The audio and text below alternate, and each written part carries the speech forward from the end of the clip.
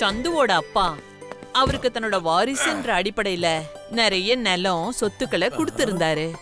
ஆனா சந்துக்கு அவர் மேல கொஞ்சம் கூட அக்கறை இல்ல. ஏன்னா சந்து எங்கேயோ மந்திர மருந்து இருக்குன்னு கேள்விப்பட்டு இருக்காரு. அதனால ராத்திரி பகல்னு அந்த மருந்து தயாரிக்கிற ஆசையிலேயே அவரு முழுகி இருந்தாரு. அத சாதகமா பயன்படுத்திக்கிட்டு கிராமத்து ஜனங்க எல்லாரும் சொத்துக்கள் எல்லாத்தையும் அபகரிச்சுட்டாங்க. இந்த மூலிகை மருந்து வேலை செய்யும்ல? 100 மடங்கு வேலை செய்யும். இந்த இதுக்கான காசு. இந்த விஷயத்தினால அவர் மனைவி ரம்மா ரொம்ப கவலையா இருந்தா. அச்சச்சோ, அத எல்லா நிலத்தையும் வித்துட்டீங்களே. இப்ப சின்னதா ஒரு நிலம் இருக்கு, அதையாவது பத்திரமா பாத்துக்கோங்க, இல்லனா அதுவும் நம்ம கை விட்டு போயிடும். ஒரே ஒரு தடவை தங்கத்தை உருவாக்குற அந்த மருந்த நான் செஞ்சிட்டேனா அப்புறம் பணமா கொட்டும். நமக்கு அதுக்கப்புறம் சந்தோஷம் தான். ஐயோ, இவரு எந்த மருந்து பேய் பிடிச்சு அலையறாருன்னே தெரியலையே.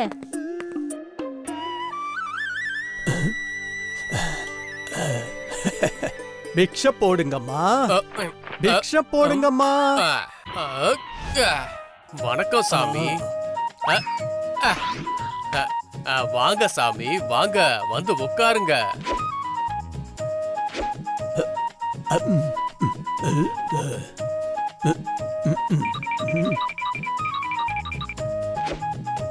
மகனே, உன் சேவையை கண்டு நான் ரொம்பவே சந்தோஷப்படுறேன். நிஜமாங்களா சாமி?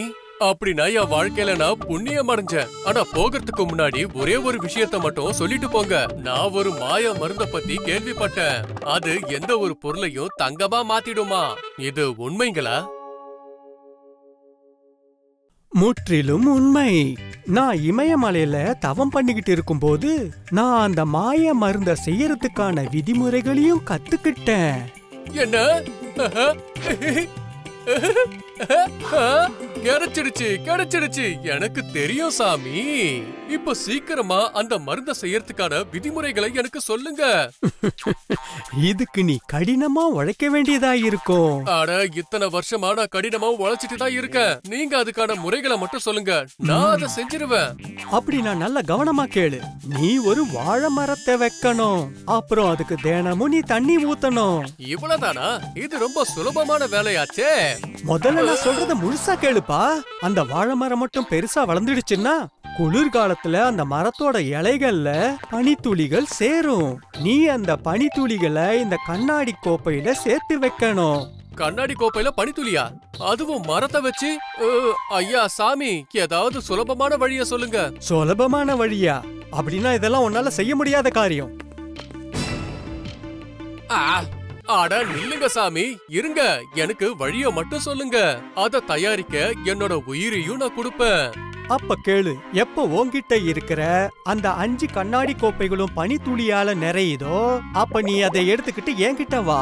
அப்புறம் நான் அதை என்னோட மந்திர சக்தியால மந்திர மருந்தா மாத்திடுறேன். அப்புறம் அந்த மருந்தோட ஒரு துளி எந்த ஒரு பொருளையும் தங்கமா மாத்திடும். குளிர்காலங்கிறது வருஷத்துல சில மாசங்கள் மட்டும்தான் இருக்கும். இப்படி அந்த பனித்துளிய 5 கோப்பையில சேர்க்கணும்னா என்னோட உயிரே போயிடும் போல இருக்கே. நிறைய வருஷம் வீணா போயிடும். ஆனா இத தவிர வேற வழியும் கிடையாது. சந்து தன்னோட வயலை மொத்தமா சுத்தம் பண்ணி அந்த வயல் முழுக்க வாழை மரங்களை நட்டாரு.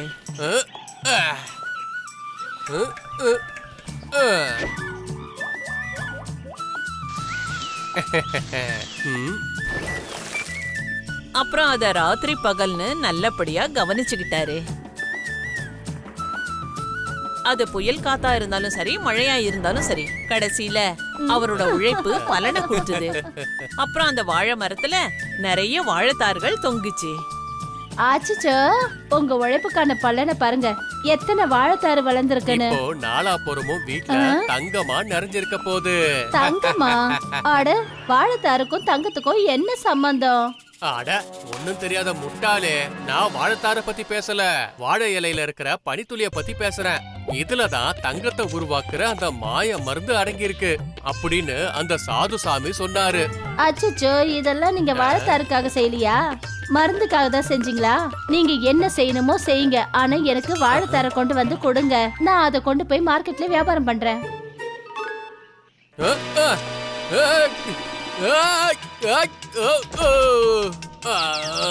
அட பனித்துளி.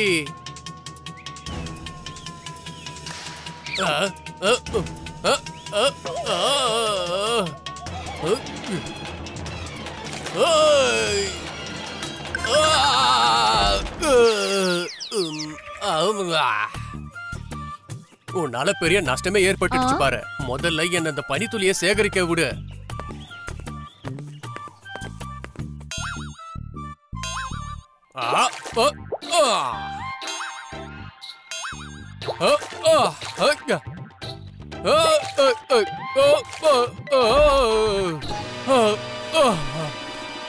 என்ன ஒரே ஒரு கோப்பை தான் நிறைஞ்சிருக்கு. 5 கோப்பையை நிரப்பணும் அப்படின்னா எனக்கு பல வருஷம் ஆயிடும் போல இருக்கு. நீங்க இந்த பனித்துளியே சேர்த்துக்கிட்டே இருங்க, நான் போறேன் வாழை வியாபாரம் பண்ண. சந்து ஒவ்வொரு வருஷமும் வாழை மரத்தை நட்டாரு. அதுல வர பனித்துளிய அவரு சேகரிப்பாரு. ஆனா இங்க ரமா விளைஞ்ச வாழைப்பழங்களை சந்தையில கொண்டு போய் வியாபாரம் பண்ணுவா. இப்படியே 5 வருஷமும் கடந்துடுச்சு.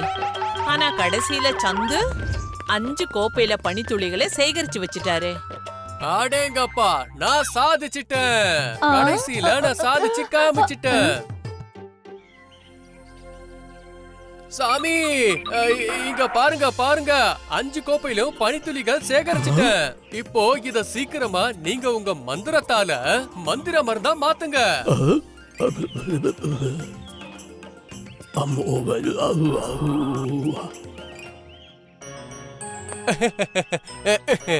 எங்க சீக்கிரமா இப்ப நீ தங்க தட்டா மாறு பாப்போம். என்ன ஊத்துற? இது ஏன் தங்கமா மாற மாட்டேங்குது? தங்க இலையா மாறிடு. இதுவும் மாறலையே. இதுவும் மாறல. இது ஏன் வேலை செய்ய மாட்டேங்குது சாமி? ஏன்னா அந்த மாதிரி மருந்துங்கிறது எதுவும் கிடையாது. என்ன?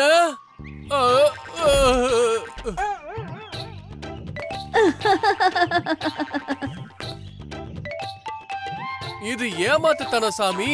நீங்க என் 5 வருஷத்தை வீணாக்கிட்டீங்க. அட ராமா, நீங்க எப்படி? ஆமா, இது என்ன? இவ்வளவு தங்க பொற்காசுகளா?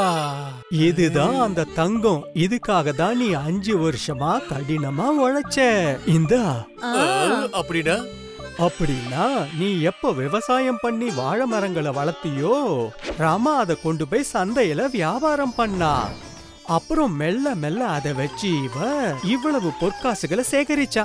இதுதான் உன்னுடைய அந்த தங்கம். இது எந்த மருந்தாலையும் கிடையாது. இது உன்னோட கடின உழைப்பால சேகரிக்கப்பட்டது. அட, இந்த விஷயத்தை எதுக்காக என்கிட்ட முன்னாடியே சொல்லல? அப்படி முன்னாடியே சொல்லி இருந்தா இது எல்லாத்தையும் நீ நிச்சயமா செஞ்சிருக்க மாட்ட. நீங்க என்ன மன்னிச்சிருங்க சாமி. நான் இப்ப நல்லா புரிஞ்சுக்கிட்டேன். அதாவது உழைப்புதான் உண்மையான மாய மருந்துன்னு. அன்னையில இருந்து சந்து கடினமா உழைக்க ஆரம்பிச்சிட்டாரு. அப்புறம் எதை பத்தியும் தெரிஞ்சுக்காம யார் சொல்றதையும் அவரு நம்புறதே கிடையாது.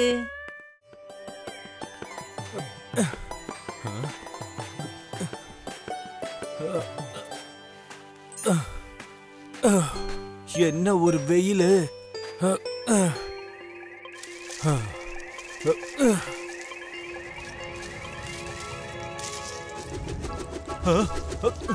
அச்சோ, பானை எங்க போகுது? அட இரு, இருன்னு சொல்றல, இரு. ஓஹோ, எல்லா தண்ணியும் வீணா போச்சே. ஒரு நாள் முழுக்க இந்த தண்ணியை வச்சுக்கிட்டு நான் என்ன பண்ண முடியும்? அந்த சமயம் விஜயநகரத்துல சுத்தமா மழையே இல்ல. அதனால மக்கள் எல்லாரும் ஒரு சொட்டு தண்ணிக்கு கூட ரொம்ப தூரம் போக வேண்டியது இருந்தது. எந்த இடத்துல மக்கள் ஒவ்வொரு சொட்டு தண்ணிக்கும் தவிச்சுக்கிட்டு இருந்தாங்களோ, தண்ணி எல்லாம் கொட்டினதுனால ரவியும் ரொம்ப கவலையோட இருந்தான். இது எப்படி நடந்தது? இன்னைக்கு எனக்கு நாளே சரியில்லை போல இருக்கு.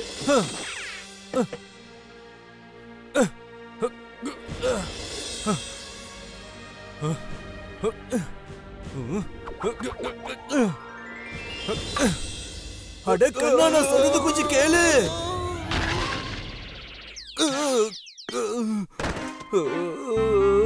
அட என்னப்பா நீ விழுந்துட்டியா? வயசாயிடுச்சு, இல்லனா நானே உன்னை தூக்கி விடுவேன். எங்க டக்குன்னு எழுந்திரு பாப்போம். உடனே போய் எனக்கு கொஞ்சம் தண்ணி கொண்டு வா. தண்ணியா? அட நான் என்னமோ உன்கிட்ட தங்கத்தை கேட்ட மாதிரி இப்படி பயப்படுறேன். ஐயா, இந்த காலத்துல தங்கத்தோட உயர்ந்தது தண்ணி தாங்க. சரி உட்காருங்க, நான் கொடுக்கறேன்.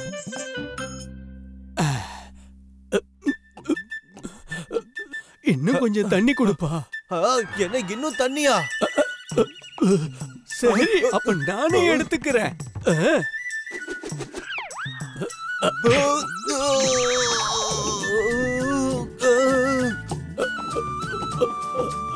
மொத்தமா குடிச்சு முடிச்சிட்டீங்களா? பரவாயில்ல, இருக்கட்டும். தவிச்ச வாய்க்கு தண்ணி குடுக்கறது புண்ணியம்னு சொல்லுவாங்க. நீ உண்மையிலேயே ரொம்ப இரக்கமுள்ள ஆளு. இந்த பெரியவருக்கு நீ எப்படி உதவி செஞ்சையோ அதே மாதிரி எல்லாருக்கும் உதவி செய். உனக்கு நல்லதே நடக்கும்.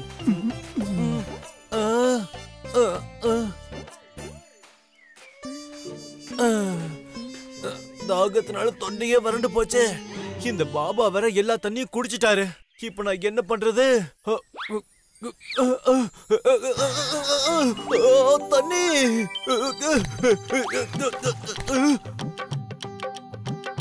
இது என்ன ஒரு அற்புதம்! அற்புதம்! இந்த தண்ணி எவ்வளவு சுவையா இனிப்பா இருக்கு. ரவி அண்ணன் எப்படி இருக்கீங்க? ஏதோ நல்லா இருக்க. உன்னோட காலு இன்னும் சரியாகவே இல்லையா? என்னன்னு சொல்றதுன்னு எல்லா விதமான வைத்தியமும் நான் எடுத்துக்கிட்டேன். ஆனா எந்த பிரயோஜனமும் இல்ல. அட பொறுமையா இருப்பா, எல்லாம் சரியாயிடும். அது சரி, இந்த வெயில்ல எங்க போய்கிட்டு இருக்கீங்க? ஹக்கீமா பாக்குறதுக்கு தான் போறேன். நேத்துல இருந்து பாத்திமாக்கு ரொம்ப ஜுரம், தாகமா இருக்கு. குடிக்க கொஞ்சம் தண்ணி தரீங்களா? தண்ணி இருந்தா தாராளமா குடுப்பேன். ஆனா இப்பதான் இருந்த தண்ணி மொத்தத்தையும் குடிச்சிட்டேன். இந்த பானையில ஒரு சொட்டு தண்ணி கூட இல்ல. இன்னைக்கு எனக்கு நாளே ரொம்ப மோசமா இருக்கு.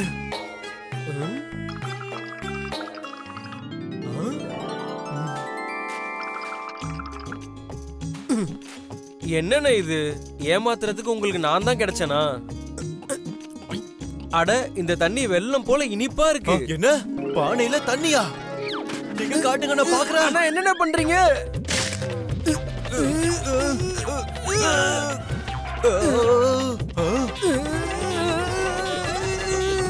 கரீம் கீழே விழுந்துற போற, ஜாக்கிரதை. அட, என்னோட கால் சரியாயிடுச்சு. அண்ணே, நிஜமாவே உங்க தண்ணியில ஏதோ மந்திரம் இருக்குன்னு. அட பாத்திமா, இந்தா நீயும் குடி.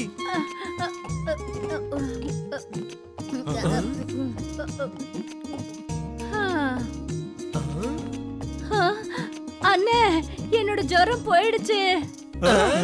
உண்மையிலேயே இந்த தண்ணில மந்திரம் இருக்கு. ஹக்கீம் வைத்தியரால பண்ண முடியாத காரியத்தை இந்த தண்ணி உடனே செஞ்சிருச்சு. மந்திரம்லாம் ஒண்ணும் கிடையாது. ஏதோ எதிர்பாராத விதமா நடந்துருச்சு. இல்ல இல்ல, கரீம் அண்ணன் சொல்றது உண்மைதான். இந்த விஷயத்தை நான் எல்லார்கிட்டயும் சொல்லியாகணும். ஆமா ஆமா, சீக்கிரமா வா. நான் இப்பவே ஓடி போய் இல்ல இல்ல குதிச்சு குதிச்சு போறேன். இல்ல இல்ல ஆடிக்கிட்டே. எல்லாரும் கேளுங்க, என் கால் சரியாயிடுச்சு. கரீம், நான் சொல்றது கேளு. எங்க போற? ரவியோட மந்திரப்பானையோட பேச்சு கரண்ட் போல விஜயநகரம் முழுக்க பரவிடுச்சு. அப்புறம் ஆச்சரியமான விஷயம் என்னன்னா, அதாவது அந்த பானையோட தண்ணி எப்பவும் தீரவே இல்ல. அப்புறம் மக்கள் குணமாக ஆரம்பிச்சிட்டாங்க.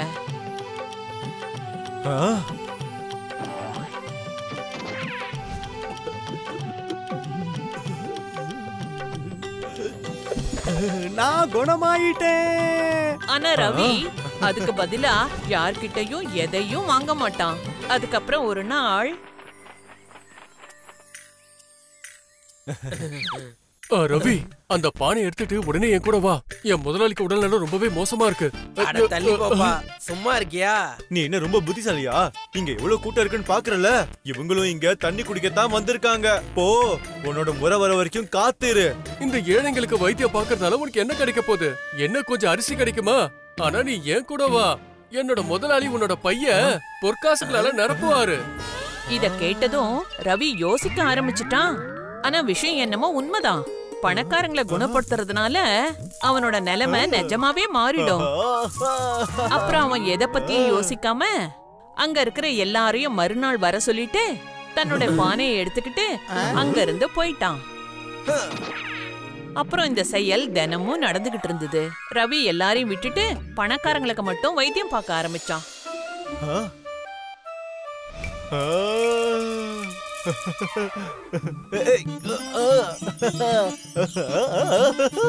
அப்புறம் மெல்ல மெல்ல அவனோட கடைக்கு வெளியில கூட்டம் குறைய ஆரம்பிச்சிடுச்சு.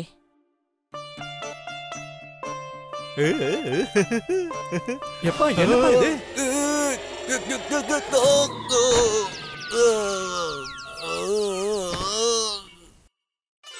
அட ஐயா, நீங்களா? கொஞ்சம் தண்ணி கிடைக்குமா? தாராளமா கொடுக்குறேன். ஏ ரவி, சீக்கிரமா பானை எடுத்துக்கிட்டு குதிரை மேல ஏறி உக்காரு. மகாராணிய கொசு கடிச்சிருச்சு.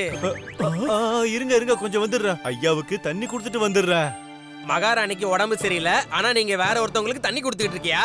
அப்படி மகாராணி உன் தண்ணியால குணமாயிட்டாங்கன்னா இந்த பொற்காசுகள்லாம் உனக்கு சொந்தமாயிரும். அப்படியா? வாங்க போலாம்.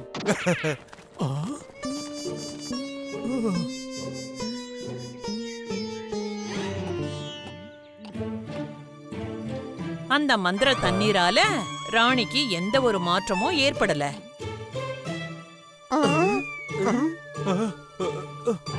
எனக்கு ஆரம்பத்துல இருந்தே இதுல சந்தேகம் தான்.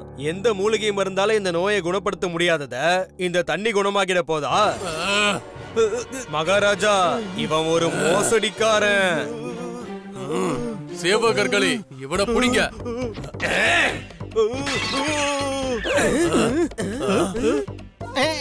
இதோ இருக்கான் பாருங்க. கதவை தருங்க, கதவை தருங்க.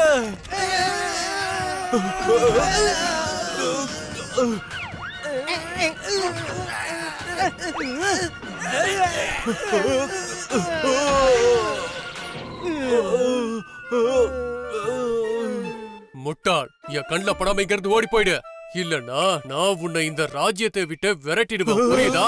மகாராஜா, தயவு செஞ்சு என்ன மன்னிச்சிருங்க மகாராஜா. ரவி உயிரை காப்பாத்திக்கிட்டு தன்னோட கடைக்கு வந்தான். ஆனா அங்க யாரையும் காணோம். அவன் புரிஞ்சுக்கிட்டான், அதாவது இதெல்லாம் அந்த விருத்த பாபாவால தான் நடந்ததுன்னு. அப்பதான் ரவி தன்னோட தவற உணர ஆரம்பிச்சான்.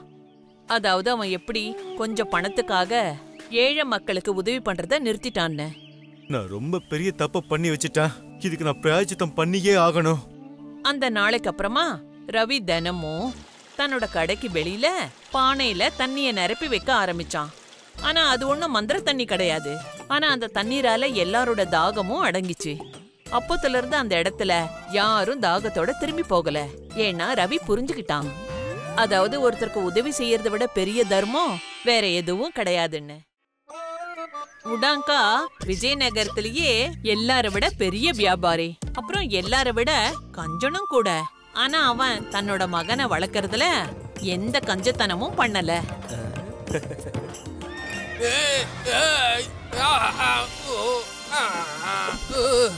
அவ்வளவு பாசமா அக்கறையா ஒரு இளவரசனை போல வளர்த்து அவனை ஆளாக்குனாரு.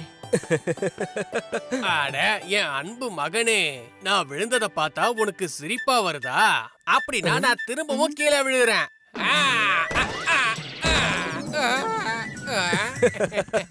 அப்பா, நீங்க கீழே விழும்போது எவ்வளவு அழகா இருக்கீங்க. ரொம்ப சரியா சொன்னீங்க முதலாளி. அதனாலதான் அவர் இந்த அளவுக்கு விழுந்து விழுந்து எந்திரிக்கிறாரு. வாய மூடிக்கிட்டே. அப்புறம் மங்கள், நீ இப்ப நீ பெரியவனா வளர்ந்துட்ட கண்ணா. இந்த மாதிரி குறும்பத்தனம் செய்யறத விட்டுடு. உன்னோட கல்யாணத்தை பத்தியும் கொஞ்சம் யோசிப்பா, புரியுதா? எனக்கு உன் கல்யாணத்தை நினைச்சாதான் ரொம்ப கவலையா இருக்கு. சிறுக சிறுக சேமிச்சு. அப்பா, கல்யாண விஷயத்துல இப்படி அவசரப்படுறது நல்லது கிடையாது. நல்ல பொண்ணும் கிடைக்கணும்ல. அட பொண்ணுங்க தானே, ஒண்ணு மாத்தி ஒண்ணுன்னு நிறைய பேர் இருக்காங்க. நீ சரின்னு சொன்னா மட்டும் போதும். சிறுக சிறுக சேமிச்சு. அது சரி, உனக்கு எப்படிப்பட்ட பொண்ணு தேவைப்படுது சொல்லு. அப்படிப்பட்ட பொண்ணு ரொம்ப புத்திசாலியா இருக்கணும். அப்பதான் அவன் நம்ம குடும்பத்துல நல்ல கணக்கு வழக்குகளை பார்க்க முடியும். அப்படி நான் கல்யாணம் பண்ணிக்க போறவ செலவாளியா இருந்தா என் பணம் மொத்தமும் காலியாயிடும். என்ன? இத பத்தி நான் கொஞ்சம் கூட யோசிக்கவே இல்லையே. அட என் செல்ல மகனே, இப்ப நீ ரொம்ப புத்திசாலியா ஆயிட்டப்பா. ஆனா மகனே, அந்த மாதிரி ஒரு பொண்ணு எங்க இருந்து கிடைப்பா? சிறுக சிறுக சேமிச்சு. சிறுக சிறுக சேமிச்சு இல்லப்பா, ஊர் ஊரா அவளை தேடணும். நானே ஒவ்வொரு இடமா போய் அவளை தேடுறேன். எனக்கு நம்பிக்கை இருக்கு, எனக்கு எங்கேயாவது ஒரு புத்திசாலியான பொண்ணு கண்டிப்பா கிடைப்பா. அப்படின்னா கூடவே ரமணியும் கூட்டிட்டு போ. நல்ல கூர்ந்து ஆராய்ஞ்சு ஒரு புத்திசாலி பொண்ண நம்ம வீட்டுக்கு கூட்டிட்டு வா, புரிஞ்சுதா? மங்கள் குதிரை அப்புறம் ராமனோட தனக்காக புத்திசாலியான தனக்கு தகுதியான பொண்ண கண்டுபிடிக்க கிளம்பினான்.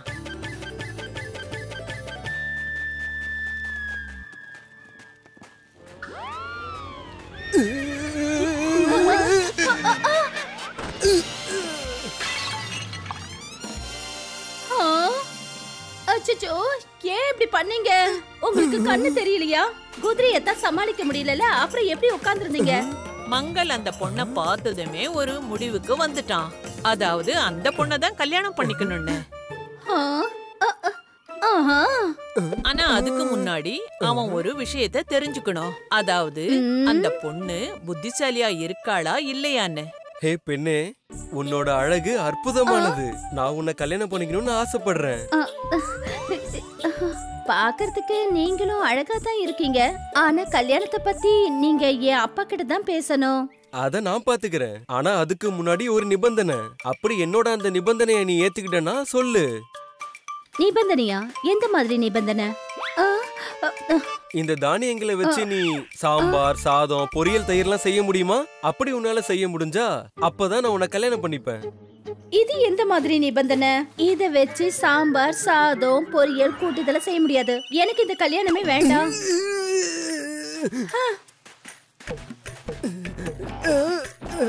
மங்கள் புரிஞ்சுக்கிட்டான். அந்த பொண்ணுக்கு அவன் போட்ட நிபந்தனை புரியவே இல்லைன்னு. அப்புறம் அவன் அந்த இடத்துல இருந்து தன்னோட தேடுதலை நோக்கி புறப்பட்டான். இது போல மங்கள் நிறைய பொண்ணுங்களை பார்த்தான். ஆனா அவனோட நிபந்தனைக்கான பதில் யார்கிட்டயுமே இல்ல.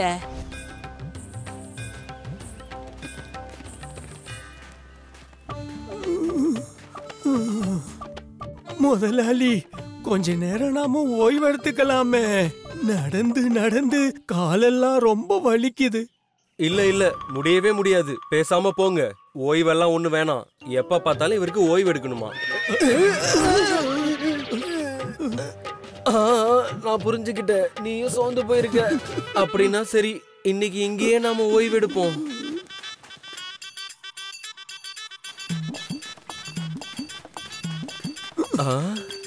ஐயா, நாங்க பயணம் செஞ்சு ரொம்ப சோர்ந்து போயிருக்கோம். இன்னைக்கு ராத்திரி நாங்க இங்க தங்கிக்கலாமா? நீ சொல்றதெல்லாம் சரிப்பா. ஆனா எங்களோட வீட்ல சாப்பிடறதுக்கு எதுவுமே இல்ல. இன்னைக்கு அடுப்பு கூட எரியலப்பா. ஏன் முடியாது?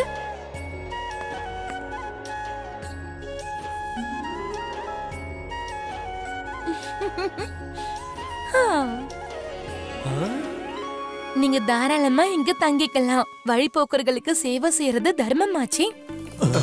நீங்க போய் ஓய்வு எடுத்துக்கோங்க. நான் போய் நீங்க சாப்பிட ஏதாவது ஏற்பாடு பண்றேன்.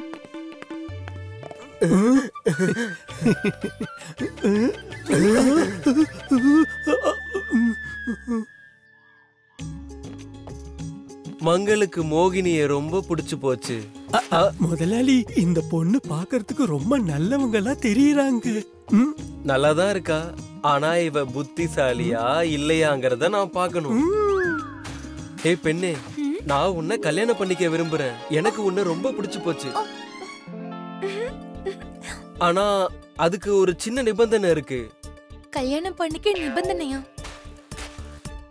இந்த மூட்டையில உள்ள தானியங்களை வச்சு உன்னால சாதம், சாம்பார், பொரியல், தயிர் பண்ண முடியுமா? நீ மட்டும் அப்படி செஞ்சிட்டனா நான் உன்னை கல்யாணம் பண்ணிக்கிறேன்.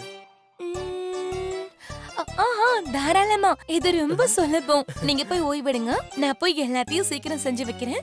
மோகினி இந்த விஷயத்த சொன்னதும் மங்களுக்கு என்னமோ ஆயிடுச்சு. பயணம் பண்ணதுனால களைச்சு போன மங்கள் அவன் உடம்பு அசதினால நல்லா படுத்து தூங்கிட்டான். சில மணி நேரத்துக்கு பிறகு அங்க மோகினி வந்து அவனை எழுப்பினா. வாங்க, சாப்பாடு தயாரா இருக்கு.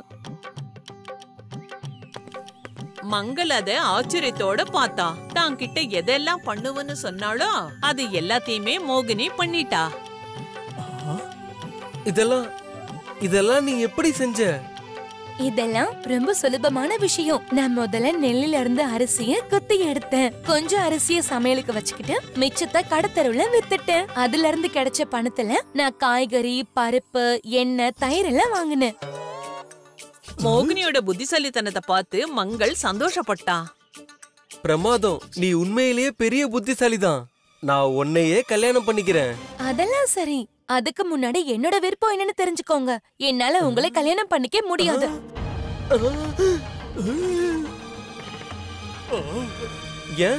ஏன்னா நீ ரொம்பவே சுயநலக்காரனா இருக்க. உன் குதிரையோட நிலைமைய பாத்தியா? அதே மாதிரி ராமனோட நிலைமையும் பாரு. 2 பேரும் உனக்காக வேலை செய்யும் போது நீ அவங்கள பத்தி கவலையப்படுறது இல்ல. அது சரி, இதெல்லாம் நீ ஏன் முன்னாடியே சொல்லல? ஏன்னா நீ போட்ட நிபந்தனைகளை எல்லாம் என்னால பூர்த்தி செய்ய முடியாதுன்னு நீ நினைச்ச. புரிஞ்சுது. நீ சொல்றதெல்லாம் உண்மைதான். இனி நான் அப்படியெல்லாம் பண்ண மாட்டேன். மோகினி சொன்னதை கேட்டு மங்கள் வருத்தப்பட்டான். ஆனா அதே நேரத்துல அவ சொன்னது அவனுக்கு புரிஞ்சிடுச்சு. அதை யோசிச்சுக்கிட்டே அங்கிருந்து பேசாம அவன் கிளம்பிட்டான். கொஞ்ச நாட்களுக்கு பிறகு மாட்டு வண்டியில போய்கிட்டு இருந்த மோகினி மங்கள் தன்னோட குதிரைக்கு அன்பா தீவனம் கொடுக்கறத பார்த்தா.